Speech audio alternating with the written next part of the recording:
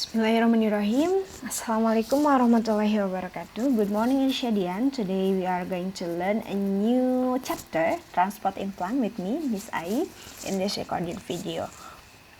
Alright, let's move to learning objective today. In the subtopic structure of transport tissue, you are going to able to outline the role of transport in plants as well as you can differentiate the structure of plant transport tissue. Nah, berbicara tentang transport system kita manusia dan juga most of hewan ya, most of animals, kita memiliki sistem sirkulasi darah yang membantu kita untuk mendistribusikan oksigen, kemudian makanan ke berbagai cells dalam tubuh kita. Seperti misalnya makanan yang kita makan, bagaimana itu pada akhirnya bisa menghasilkan energi kita untuk bergerak, untuk belajar, dan lain sebagainya. Nah, pendistribusiannya dibantu oleh darah ya, sirkulasi darah. Nah, bagaimana dengan tumbuhan? Apa yang membantu mereka untuk moving food, water, and minerals, dan mereka memiliki sistem transport sendiri yang berbeda dengan animal dan human. Okay, let's take a look. Okay, tumbuhan memiliki daun dan juga sistem akar ya.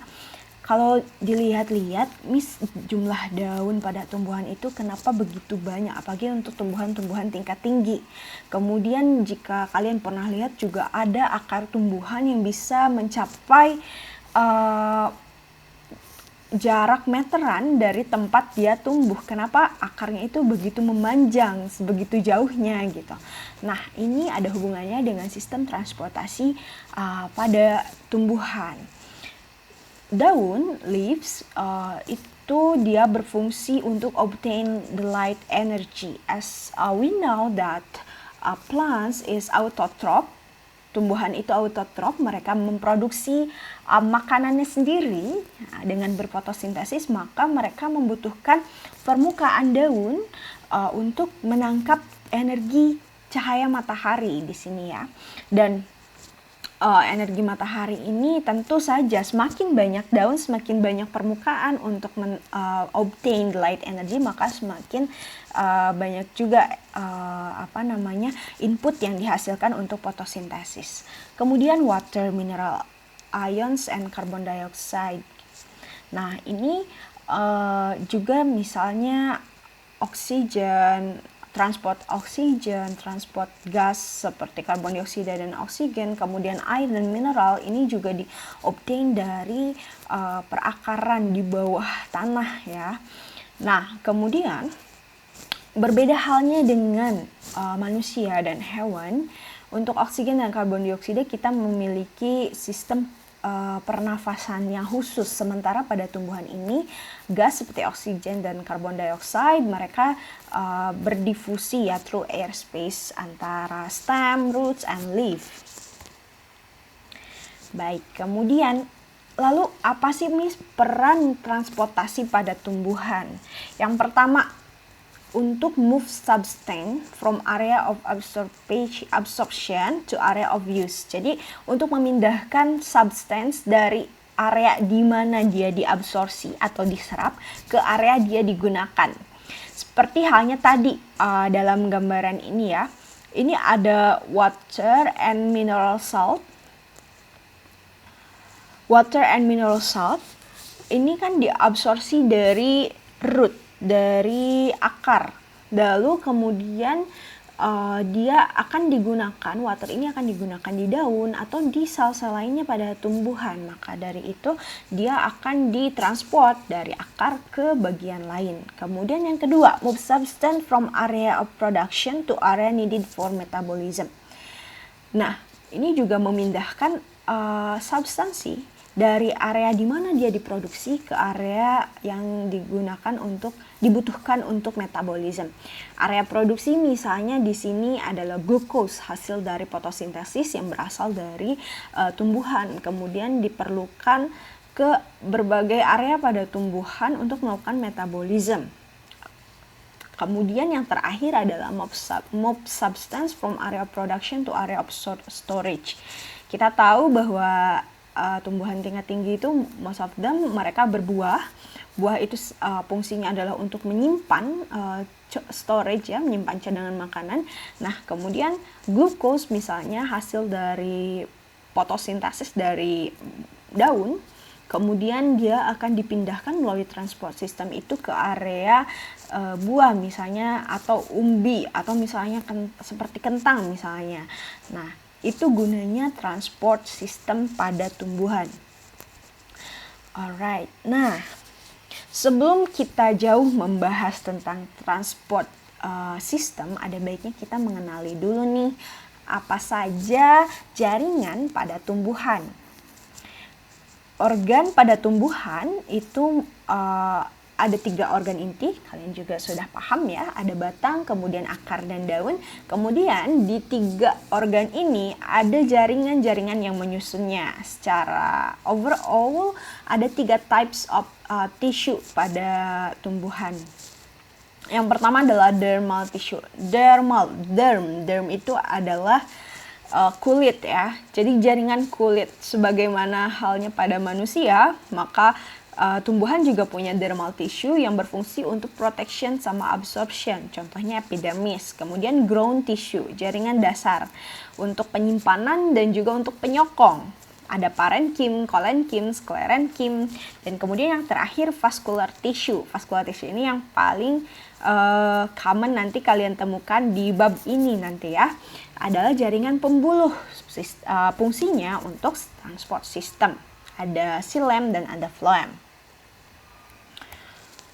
Oke, nah sekarang kita bahas jaringan yang pertama, dermal tissue, contohnya adalah epidermis. It's a continuous layer on the outside of the plants and it's transparent and one cell thick. Jadi tebalnya satu sel saja epidermis ini. Kemudian dia itu kenapa harus transparent, Miss? Epidermis itu adalah kalau di tumbuhan dia bagian pertama yang menerima cahaya. That's why itu membantu dia untuk selain protection juga absorption ya, absorption light energy. Kemudian, nah ada epidermis ini sebagaimana Miss tadi mention, dia seperti halnya skin pada tubuh manusia. Plants juga memiliki epidermis untuk memproteksi dirinya dari infection parasit, kemudian dari kalau pada tumbuhan ya bisa jadi serangan hewan atau hama dan lain sebagainya. Epidermis ini adalah garda terdepan tumbuhan untuk melindungi organisme, untuk melindungi tumbuhannya maksudnya gitu. Oke. Nah, kemudian Miss yakin kalian pernah lihat daun yang penampakannya itu glossy gitu. Atau misalnya simpelnya kalian pernah lihat lotus, tanaman air itu. Nah, di sini ada gambarnya ya.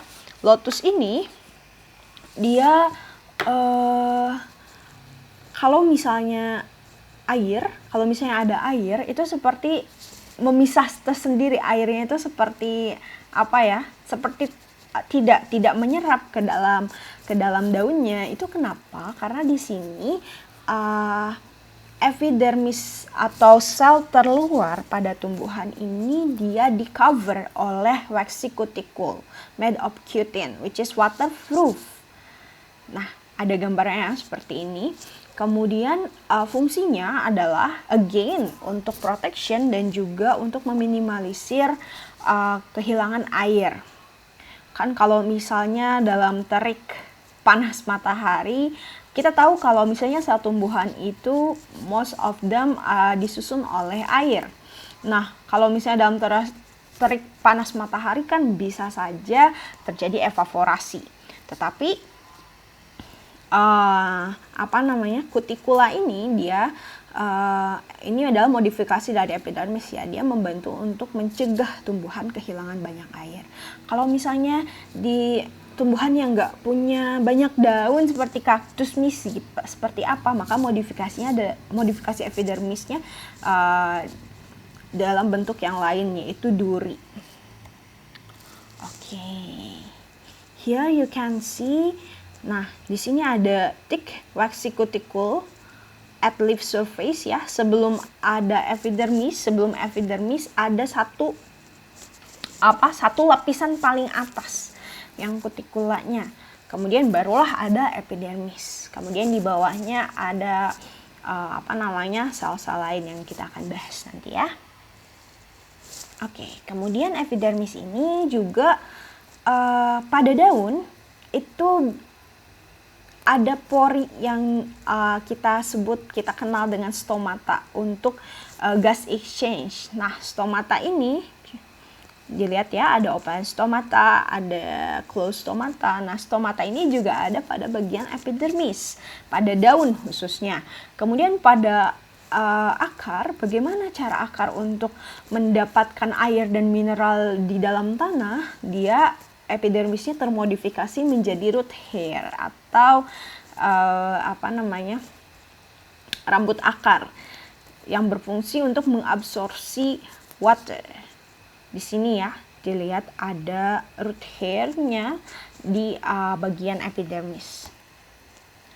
Alright, sekarang kita move to second tissue, which is ground tissue. Yang pertama, ada beberapa macam ground tissue ini. Yang pertama kita akan bahas parenchyma. Nah, parenchyma ini thin wall cell, dia packing tissue.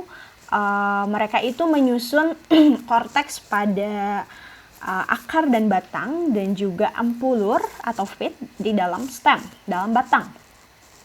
Fungsinya untuk apa, Miss? Yang pertama, storage of food like starch. Jadi kalau misalnya kentang atau let's say buah mangga gitu, starchnya itu disusun oleh jaringan parenchyma ini. Kemudian yang kedua, support the plant preventing wilting, untuk menyokong tumbuhan dan mencegah dari mereka untuk layu. Kemudian yang ketiga, gas exchange through airspace between cell. Kita lihat di sini kalau misalnya parenchyma ini memiliki ruang antar sel. Lihat ya, ada nukleus, kemudian antar selnya itu ada ruang antar sel, dan itu berfungsi untuk gas exchange. Dan di tumbuhan sendiri, parenchyma ini berfungsi atau dimodifikasi menjadi mesofil palisade dan spongy mesofil untuk membantu fotosintesis. Kita akan lihat nanti ya bentuknya seperti apa. Ini, Miss kembali lagi ke sini nih. Nah, di sini kalian bisa lihat ada di gambar sebelah kiri itu ada mesofil palisade dan mesofil spongy. Itu adalah tersusun dari jaringan parenchyma tadi ya, membantu untuk tumbuhan berfotosintesis. Oke, nah berdasarkan fungsinya dan juga bentuknya, maka parenchyma ini ada beberapa tipe. Yang pertama adalah chlorenchyma. Chlorenchyma ini chlo itu di sini kalau Miss ingatnya klorofil, berarti dia berfungsi untuk menyimpan klorofil. Kemudian ada aerenchyma, air itu darat kan. Nah, dari bentuknya yang seperti ini, aerenchyma, kita bisa lihat banyak space untuk udara gitu, dan ini biasanya ada pada tumbuhan air seperti eceng gondok untuk membantu tumbuhan tersebut tetap tegak, tidak tenggelam di air gitu, kan terisi udara jadi tidak tenggelam di air. Kemudian prosenchym, kemudian epidermal parenchyma, xilem parenchyma, dan mesofil parenchyma. Ini yang tadi kita bahas ya, mesofil parenchyma yang tadi dari palisade, yang jaringannya tegak lurus seperti ini. Kemudian yang spongy parenchyma, keduanya ada pada daun. Oke, nah yang kedua dari jaringan dasar ini adalah colenchyma, modification dari parenchyma yang memiliki extracellulosa deposit at the corner of each cell. Kalau kita lihat nih, di ujung dari sel colenchyma ini ada penebalan sudut. Jadi itu ciri khas dari colenchyma, penebalan sudut di setiap selnya. Itu adalah ekstraselulosa yang didepositkan ya. Sehingga colenchyma ini sebetulnya jaringannya lebih more rigid, rigid enggak sih, lebih lebih kuat dibandingkan dari parenkim tadi. Nah, sama halnya seperti parenkim, kolenkim juga adalah sel yang hidup gitu, non-lignify and the layer just below the epidermis. Ya, sel yang masih hidup. Nah, kalau misalnya kalian lihat tumbuh pada daun itu kan ada midribnya ya, ada tulang daunnya. Nah, tulang daunnya itu adalah penyusunnya kolenkim. Kemudian kalau lebih lebih jelas lagi, kalian pernah melihat tumbuhan seledri kan? Seledri itu most of elementsnya itu adalah kolenkim. Functionnya allow plants to bend in the wind. Jadi kalau misalnya tertepa angin, tumbuhan itu bisa merunduk gitu. Itu fungsinya. Karena apa? Karena kolenkim ini sifatnya fleksibel. Dia dapat stretch, kemudian dia dapat sangat fleksibel. Kemudian yang terakhir, dia menambah kekuatan, menyokong tumbuhan. Okay, the last ground tissue is sclerenchyme. Sclerenchyme ini berbeda dengan parenchyme dan kolenkim yang sebelumnya. Sclerenchyme ini dyed cell with rigid lignified walls. Jadi mereka nggak bisa stretch, nggak se-fleksibel kolenkim. Karena selnya sudah mati, nih kita bisa lihat lumennya itu sangat sedikit ya. Jadi lumen tuh bagian kosong dalam selnya itu sudah sedikit karena dari dalam selnya itu sudah terjadi penebalan lignifikasi. Ini seperti pengkayuan gitu ya. Kemudian, ada dua types dari sclerenchyme, ada sclereid dan fibers. Kemudian major functionnya tentu saja karena dia rigid, maka berfungsi untuk penyokong tumbuhan. Ini biasanya sclerenchyme ini contoh nyatanya itu dapat kalian temukan di tempurung kelapa. Tempurung kelapa kan sangat keras ya, dan bagian terbesar penyusunnya adalah sclerenchyme ini. Oke, masuk ke jaringan terakhir, yaitu vascular tissue atau jaringan pembuluh. Ada dua, sebagaimana kita tahu, plants have two transport system, ada xilem, ada phloem. Xilem itu dari bawah, dia dari akar mentransportkan water and inorganic ions dari akar ke daun. Kemudian phloems, transportnya itu dari tempat diproduksi makanan, berarti dari daun ya, memproduksi sukrosa atau amino acid, kemudian dia akan distribusikan ke seluruh bagian pada tumbuhan. Kalau xilem ini satu arah dari bawah ke atas. Kalau phloem itu bisa dua arah ya, dari bawah ke atas ke bawah. Oke. Nah, kita akan bahas dulu xilem. Xilem ini, jaringan xilem ini contains dyed empty cell with no ends walls. These are called xilem vessel element. Xilem ini adalah jaringan yang terdiri dari sel-sel yang sudah mati, kemudian kosong ya, tentu saja tidak memiliki organel-organel cells. Kemudian kita lihat di sini ada trachea dan vessel. Ada dua bagian, ada trachea dan vessel. Ada vessel, ada pembuluhnya, xilem vessel, dan ada trachea. Kemudian these are long hollow tubes through which water move by mass flow from the root to all other part of the plants. Jadi xilem ini berupa tubes yang panjang dan juga berongga untuk memindahkan air ya dari roots ke seluruh bagian tumbuhan di atasnya. Oke. Kemudian yang jaringan pembuluh yang kedua adalah phloem. Phloem ini berbeda dengan xilem. Phloem ini terdiri dari sel-sel yang masih hidup.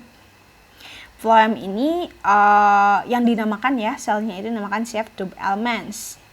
Nah, tetapi walaupun dia hidup, dia tidak memiliki nukleus. tidak memiliki nukleus, punya organel dan punya sitoplasma tapi tidak memiliki nukleus. Nukleus itu justru ada di sel di sampingnya, companion cells atau sel pengiring ya. Sel pengiring ini dia baru memiliki nukleus. Nah, floem ini tadi fungsinya adalah untuk membopong atau membawa hasil fotosintesis ke seluruh bagian pada tumbuhan. Okay, that's all for today's lesson. Nah, baik, untuk selanjutnya kalian bisa isi Google Form untuk sebagai bagian dari evaluasi pembelajaran hari ini. Nanti kalian bisa melihat kalian bisa melihat video dari YouTube untuk pendalaman materi ini. Kemudian nanti juga kita akan bahas lagi materi ini di di Zoom meeting ya. That's all from me. Thank you all. Assalamualaikum warahmatullahi wabarakatuh.